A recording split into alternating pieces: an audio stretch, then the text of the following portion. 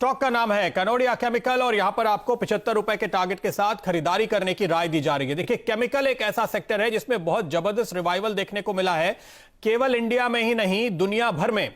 और मैं कुछ रिपोर्ट्स पढ़ रहा था अपने लोकल एनालिस्ट की, जो ये बता रहे हैं कि तमाम केमिकल्स जो हमारे देश की ये केमिकल कंपनियां बना रही हैं, उनकी डिमांड जिस तरह से रिवाइव हुई है, खासतौर पे चाइना से, दूसरे एशियन मार्केट से और दुनिया भर में, उसके चलते एक बहुत जबरदस्त तेजी का रुख इस समय देखने को मिल रहा है अक्रॉस द ग्लोब। तो केमिकल के बढ़ते हुए प्राइसेस का एक सिंपल बेट है कि आप इस तरह के स्टॉक्स पर खरीदारी करें, और कनोडिया केमिकल ऐसा ही एक स्टॉक है जहां पर मैं आपको खरीदारी की राय दे रहा हूं 75 के पहले टारगेट के साथ। दूसरी बड़ी वजह, देखिए, अब क्वार्टरली रिजल्ट्स का मौका है और सितंबर के नतीजे जो कनोडिया केमिकल के थे, इन्होंने पिछले साल के 100% रिकवरी दिखा दी थी। बहुत सारे इंडस्ट्रीज हैं, उनसे हम बात करते हैं, वो कहते हैं हम 70% रिकवर हो गए, 80% रिकवर हो गए, ये 100% पिछले साल के टर्नओवर पे लौट आए। लेकिन वो बड़ी बात नहीं थी। बड़ी बात यह थी कि इन्होंने 16 करोड़ का ऑपरेटिंग प्रॉफिट दिखाया, जबकि इसके पहले साल इसी क्वार्टर में लॉस दिख रहा था। तो ये जो टर्न अराउंड देखने को मिल रहा है, ये अपने आप में बेहतरीन है। क्वार्टर ऑन क्वार्टर, साल दर साल मार्जिन बढ़ते हुए नजर आ रही है। क्वार्टर ऑन क्वार्टर, साल दर साल परफॉर्मेंस सुधरता हुआ नजर आ रहा है। वॉल्यूम और रियलाइजेशन दोनों बढ़े हैं। अब केमिकल एनालिस्ट से जब मैंने ये पूछा कि जो केमिकल्स के दाम हैं वो कैसे मूव हुए हैं सितंबर क्वार्टर से लेकर दिसंबर क्वार्टर के दौरान, तो उनका कहना था काफी सारे केमिकल्स के दाम में डबल डिजिट तक की ग्रोथ देखने को मिली है। यानी प्राइसिंग आपके फेवर में है तो मार्जिन और बेहतर होती हुई नजर आएगी।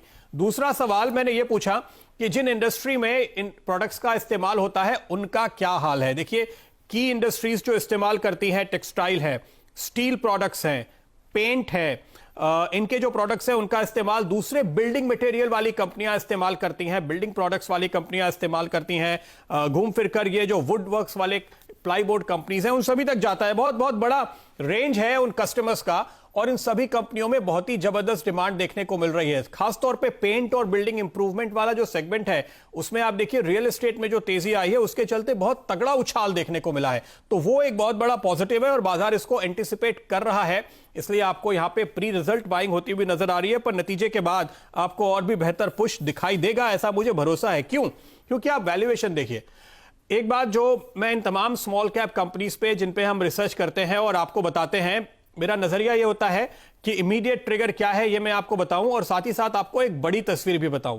तो इमीडिएट तौर पे मैं कह रहा हूं सितंबर में अच्छे रिजल्ट, दिसंबर में अच्छे नतीजों की उम्मीद, दाम बढ़ते हुए, ये सब कुछ आपके साथ है। लेकिन बड़ी बात यह है कि इसमें बड़ा करेक्शन देखने को मिला है और उस बड़े करेक्शन के बाद अब आपको रिकवरी देखी जा रही है। आज भी देखिए 124 रुपए की बुक वैल्यू के सामने यह स्टॉक आपको 60 रुपए पे मिल रहा है, बुक वैल्यू से आधे दाम पे मिल रहा है। इसका टर्नओवर अगर आप देखेंगे पिछले सालों का औसत करीब 1000 करोड़ का है, मार्केट कैप मुश्किल से 250 करोड़ की है।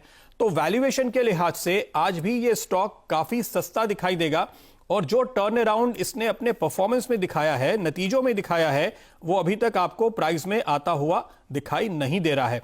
एक नजर डायरेक्टर साहब, मैंने इसका चार्ट खोल रखा है ताकि जो मैं बात कर रहा हूं कि एक लंबा साइकिल जब बदलता है उस समय आपको एक लंबे व्यू के साथ ट्रेड करना चाहिए। अगले कुछ क्वार्टर्स का, साल डेढ़ साल का नजरिया रखते हुए आपको यहां पर एंट्री लेनी चाहिए, क्योंकि 112 रुपए के जो हाइज इसने बनाए थे 2018 की शुरुआत में, तो आज 3 साल हो गए। 3 साल में करीब 2.5 साल का एक डाउन साइकिल देखने के बाद पिछले 6 महीने से एक अप साइकिल की शुरुआत हुई है। केमिकल एक साइक्लिकल इंडस्ट्री है और आपको साइकिल के साथ अगर आप चलेंगे, उस रुझान के साथ आप चलेंगे तो आपका बड़ा मुनाफा बनता है। इस लिहाज से मैंने स्टॉक को चुना है।